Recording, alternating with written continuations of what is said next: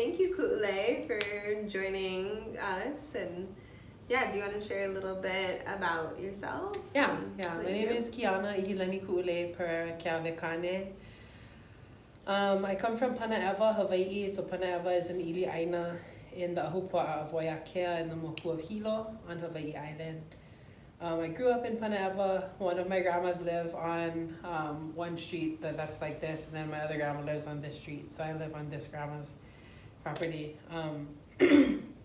My dad is a pig farmer. He's a multi-generational pig farmer. And I grow kalo, but not in the way that a lot of people think when you think kalo farmers. So yeah, that's a little bit about me. I do music, I do Hawaii things, teach Hawaiian things, and just grateful to be here. Thanks for having me. Yeah, of course.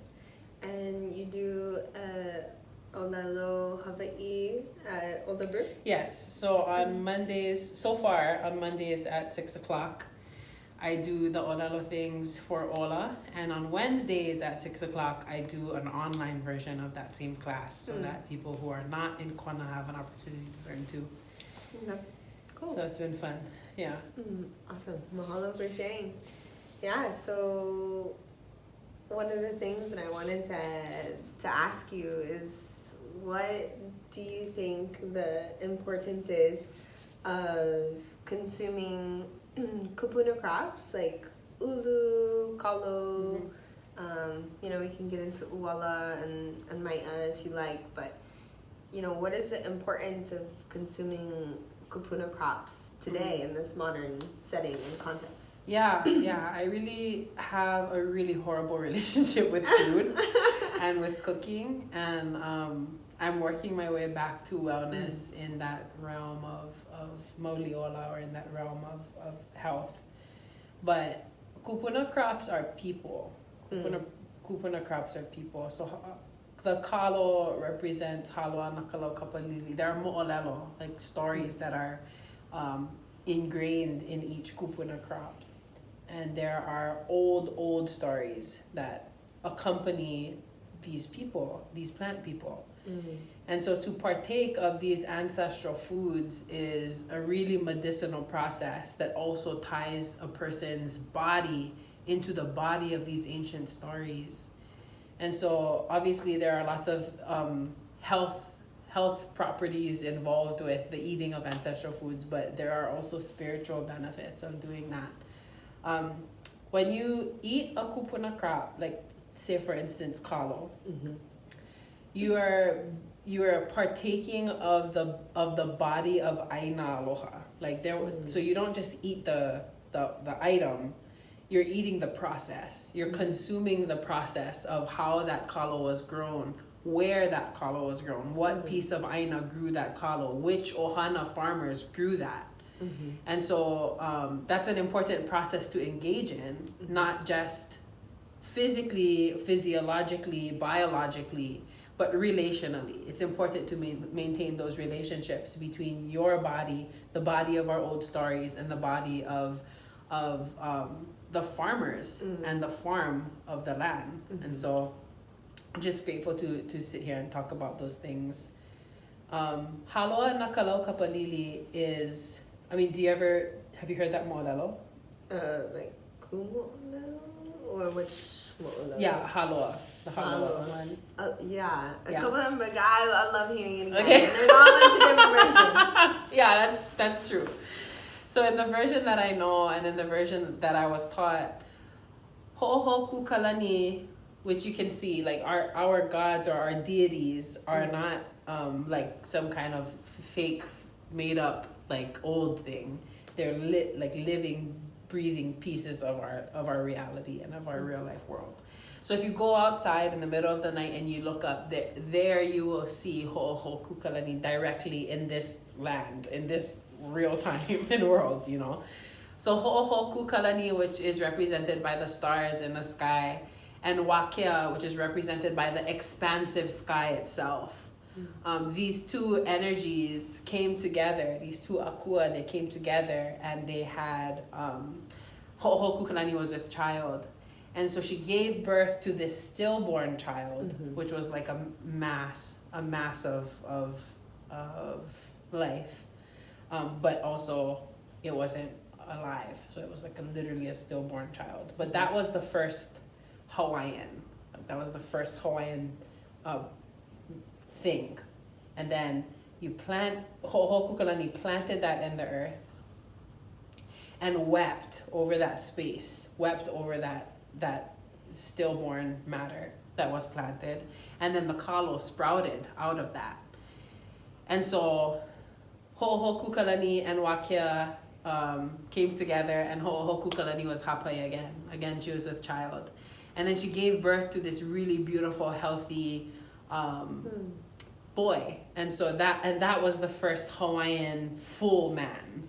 You know, so like the first Hawaiian, or like the first born thing that was like a Hawaiian person was Haloa na Kalau Kapalili. So that still matter was planted, and then the plant sprouted, and then that kalo that was planted and grown was then cooked and mashed and fed to the new baby, which is Haloa. So Haloa is the boy, and Haloa na Kalau Kapalili is the plant. And so when we eat the kalo, it ties us to the ancestry of that story, because our mo'olelo, our stories tell us that we are products of Haloa. Everyone, every Hawaiian is a byproduct of that man. And so when we eat the kalo, it ties us back into that story, ties us back into that truth, and ties us back into the value of that mo'olelo. And so there's that spiritual food that comes in. Also, we taste the same food that our kupuna tasted.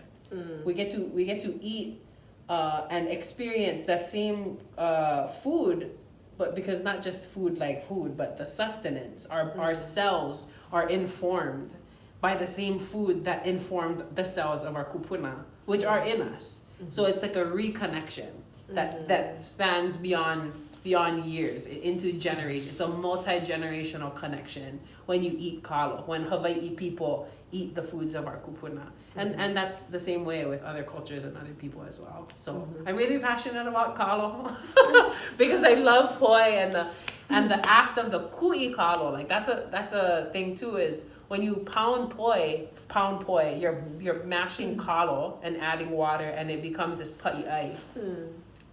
Nobody sells pa'i'ai anymore that I know, except the farmers that you know, like down the road. I think Foodland used to sell it or something, but pa'i'ai, it's like 3 parts poi to 1 part pa'i'ai. You know, so one piece of pa'i'ai will make you 3 pieces of poi. Wow.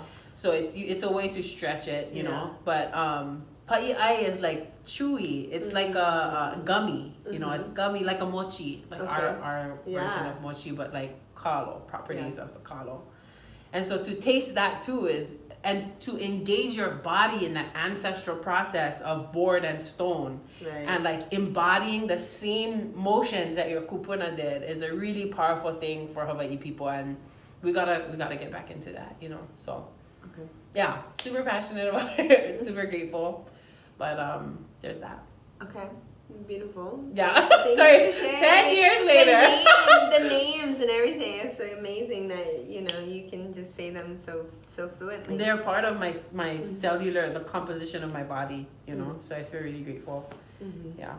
So speaking of mo'olelos, do you have mo'olelos of your own, just like through childhood, through growing up here in Hawaii, like your experience with kalo, maybe the first time, or like this really memorable time, something like that? You know, I think I don't know if this is, I don't want to speak for all Hawaii people, but I'm part of the demographic of Hawaiians who's like, I come from my mom was single for the most of her life, and my dad was in and out of his recovery journey through substance misuse, and so that meant that I was really responsible for my younger siblings, and I was just caring for them a lot, and we didn't really have a close relationship to Aina. I was the only one in my family other than my cousin Rebecca that spoke Hawaiian when I was younger, and now there are more of us. But anyway, I'm part of that family system that involved surviving. Like, we just had to survive. So it was a lot of, I want to say, like, with my dad's side of the family or my tutu, it was a lot of McDonald's. She was like the McDonald's tutu. Like, Happy Meal every day. Like, and she still is. Do you get the taro pies? Yes. I mean, I do now. But I don't think we had those when I was growing up. Probably wasn't enough kalo. But anyway, I don't have a lot of young experiences with kupuna crops. I think it's familiar to me because I likely ate it when I was a kid. Yeah.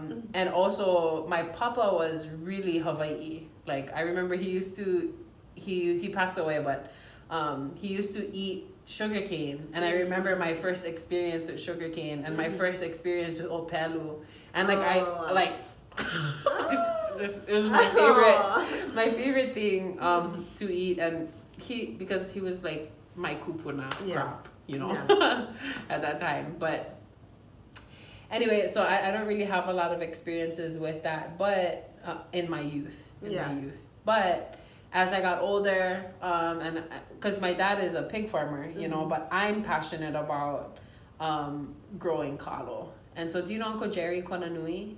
Yeah. So whatever my papa, kalo, whatever varieties on the table is the best one. Yeah. So I remember Uncle Jerry making this is like I remember feeling that I wasn't Hawaiian enough at one point in my life. Yeah, like I remember feeling like I'm not doing enough to be Hawaiian, and Hawaiianness is not enough a part of my life. I remember really feeling this way, like a lot of people are, you know. But I remember just being like, I gotta ku'i kalo. I gotta grow kalo, and I gotta ku'i kalo. I'm not saying that everybody who wants to feel Hawaiian should do that. I mean, you know, you should. But in general, everybody needs to be, you know, eating pa'i'ai. But I remember my body yearning, like I just felt this incredible urge to ku'i kalo. And I didn't have a papa, and I didn't have a pohaku. And I didn't know the first thing about planting kalo, and I still don't. Okay, most of my kalos are dying. Not gonna lie. So anyway, I messaged Uncle Jerry on Facebook, and I was like, Uncle, you don't know me, and I don't know you, but my ohana is these guys and XYZ, and told him about my papa, the one that introduced me to the Ōlelo. And also, you know, like, I don't know if I can buy one from you or if you can teach me how to make one, but I really need to ku'i kalo. I really need a papa and a pohaku ku'i'ai, and I don't know how to get one. Yeah. And he looked at my mo'okuauhau, and he messaged me back on Facebook, and he goes, Ronnie Keawkane is your papa. I know your papa because, you know, in my day, he helped Moke Rollins clean his lot, my friend Moke. He cleaned his lot, and we never really have to pay for, you know, he gave us, I don't know if he gave us a good deal or charged us the diesel or, like, you know, I don't know, some kind of awesome thing. Yeah. You know, so Uncle Jerry, this revered kalo man, was just like, I'll let you know when your papa and your papa is done. Wow. Yeah, and then he called me like a couple months later, and he's like, okay, baby, get your... the kind, you know, and so we met, and like, I was so grateful, and I received my papa and my pohaku, and that's the papa and pohaku that I learned on, how to ku'i kalo, and we sat down, and he was telling me that kalo is not very forgiving, then that I should start with ulu, and I was like, but I want to ku'i kalo. Okay. Yeah, but it was a cool conversation that we had. So did you start with ulu? No. No, because I had kalo, you know. But yeah, I mean, I think people tell me that they want their children to be like me in the way that I'm Hawaiian, and I've opened up to my Hawaiianness, and I'm, you know, and I think they think I was raised like that. And I wasn't. Like, I came into my Hawaiianness and my identity like everyone else can and should. You know, and it really did start with, I mean, it started with a lot of things, knowing my pule, learning chants and oli, and that being a critical part of Kamehameha School's curriculum, because I went to Kamehameha Schools. That was an important part of my life. Having my cousin, or like somebody who's really grounded in Hawaiianness, that was really important to me. But my independent journey toward Mauliola, or toward being a whole Hawaiian, like I feeling good about my identity, started with the ku'i kalo, and that goes back to the importance of kupuna crops, growing them, eating them, you know, and also engaging in their mo'olelo, like not just learning their mo'olelo, but memorizing them in your cells. And then recalling those mo'olelo when you face pilikia or problems in your life that you can't solve. You go back to the mo'olelo and remember what was in there, you know? So I feel just really grateful to be sitting here talking to you about these things. Oh Thanks my gosh, for... I feel grateful. So the mo'olelo of kalo, how would you say that is applicable to your life today with like problems that you face? Yeah, I think the pilikia nui that I've been facing is just that like a lack. Like there's just been lack. Like scarcity. There's been scarcity in resources, and it's just been feeling like a lot of death. I mean, like, I lost my papa a couple months ago, and he wasn't my biological papa, the Opelu, the papa with the Opelu and the ko, he passed away when I was a lot younger. And then my tutu remarried when I was a lot younger. And then my papa was this Howdy guy from Australia with an Australian accent. Like, he was my papa, you know, and I cared for him in his ill spaces of his life toward the end of his life, and then we lost him just in May, and it's August now, so just this year. And since that has happened, I just have been really feeling lots of things, but a lot of hala, like a lot of dying and a lot of death and a lot of illness. And I think just the mo'olelo of Haloa na Kalau Kapalili teaches me not to abandon those feelings, but to plant them and water them with my tears. That crying is okay, and sometimes we have to feel the feels, you know. Because when Ho'oho Kukalani cried over that stillborn child, that was a life she lost, her own spawn, like her own keiki, yeah, her pe, you know. But she kanu ia oya, he was planted and nourished with the salt water of her tears, you know, and then kalo grew from there, you know. And then also my papa, I went to the farmer's market one time because my mom's dad is also, he also grows kalo. He's Puerto Rican and Portuguese, so he's not actually ethnically Hawaiian. But I was having this kalo and I felt so bad because of how I prepare pa'iai. Like, I need to have specific pieces of the kalo, the starchy parts, in order for it to be gummy. So even some of the Ulu Co-op bags that I get, I pick certain pieces from those bags to make the particular texture and consistency of pa'iai that I want to make. Yeah. But anyway, so I picked out the pieces that I wanted, and a lot of them. The top part or the middle part? I think it's more the middle. Yeah, the middle parts make the best. As far as it's like the more starchy, less watery. It's like gummy. It comes gummy. But sometimes it comes powdery, depending on the variety. Yeah. But anyway, so I was cutting this kalo, and there was only a small portion of that I could use. And so I took what I wanted to use, and I was like, oh, I don't want to throw this away, you know? So I put it in this bag, and I put it on the side, and I was like, Papa, you know, that's just rubbish. And he's like, rubbish? Because he knows his friends, like, cook the kalo and then peel every single skin, like, kalo off the skin. And then when they cut to make the huli, they cut like close to the yeah, like they like barely leave anything because that's pa'iai, that's poi right there. I mean, that's you want to save that. So you don't waste that, you know. But anyway, I was like chopping to high heavens. And I gave my papa this big bag of cuttings of skin and whatever. And he was like, what the heck? And so anyway, he threw it in the back. He dumped all the skins in the back. One whole lo'i kalo turned up over there, like, and actually it was more like a mala because lo'i is wetland, you know. But anyway, kalo started to grow from the skin. Cuttings. The skin, so you like peeled it. No, I like cut. You cut so that I could get in the middle. That little piece. The middle pieces, and then that's what you cooked. I cooked the middle. That I cut, but I cut big chunks off. And you're like, here's all the peeling. Here's and then the I'm gonna cook this little tiny chunk, and then But he threw them in the back. But I cried. I literally cried, and I was like, I'm sorry. I don't want to waste you folks.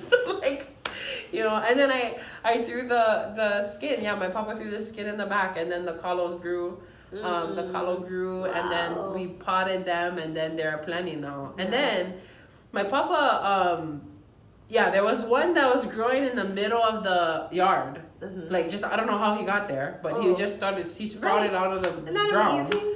We have one like that too at our hale. It's just like right in the gutter where the rain falls. Wow. Somebody like dropped the kalo cutting, and then now we just have a big patch just right where the gutter goes. Wow, that's awesome. In they the just walkway. grow, you know, They resilient. grow. They're just resilient.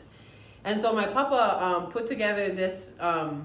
We were trying to temp like flatten the ground, and my papa did. He ripped out all the kalo from the ground and put them in pots, and then we tempt the ground like with a machine. Whoa, okay. Like push the soil down to the ground with a machine. And then like 2 weeks later, the kalo sprouted back up again. He's like, ah! My papa was like, oh, look at that! And like it was like dark outside. And he's like, Kiana, you gotta see this, because my first name is Kiana. Yeah.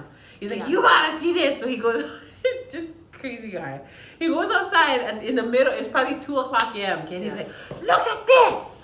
And he's outside with his flashlight, like, look! I would rip this sucker out of the ground. He's like that. He's like, look, it's still growing. He's like, that's what you gotta, and he was like, that's what you gotta think of, when things get really hard, and you just gotta be resilient. Like that kind of kalo, It's like, you're eating the mana of the plant. Yes. And that energy that it's giving you, and it's resiliency. Yeah, it resiliency from a historical, time period, timeline. Yeah. And to the period now of like you were facing challenges and food insecurity and health and all kinds of things, and it can bring that. It can bring that within us. Yeah, we gotta really call that in. And then Haloa, it means long breath. Haloa, it means long breath. And so just to remember that as we're eating these kupuna crops, is a good thing. But thanks for taking me back there to those memories. Oh, beautiful. Thank you for sharing. Yeah.